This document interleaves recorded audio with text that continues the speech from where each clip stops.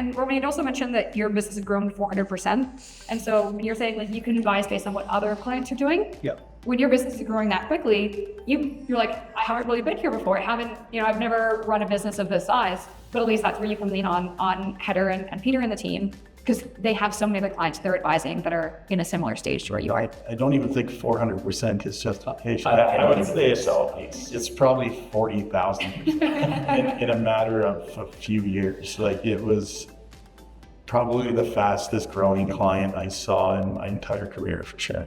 Wow. And you're doing that by yourself, and it's very difficult, Yeah. and especially, when you, I use the term a lot growing up in business, where I grew up in EMS. So I grew up, as a healthcare worker, and I was doing business on the side and learning all of that. But now it's, here I am, and you've done everything on your own all the time.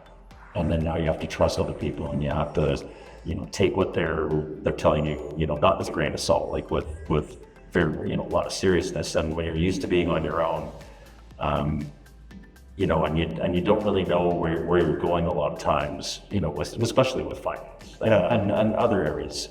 And admitting the weakness and admitting not knowing what you don't know is a really difficult thing. And, Exactly. and I Well, I think for people to understand, the actual gist of it all, we went from having 3 people in an accounting group down to basically we replaced all that and then put Haider on the top as this fractional CFO. Yeah. And that just the savings in that alone pays you back even dividends off of what you pay out.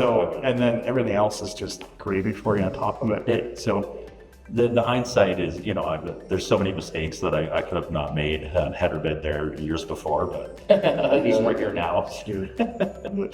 Yeah, so I guess the moral of the story is start the advisory work earlier. Yeah, as soon as possible.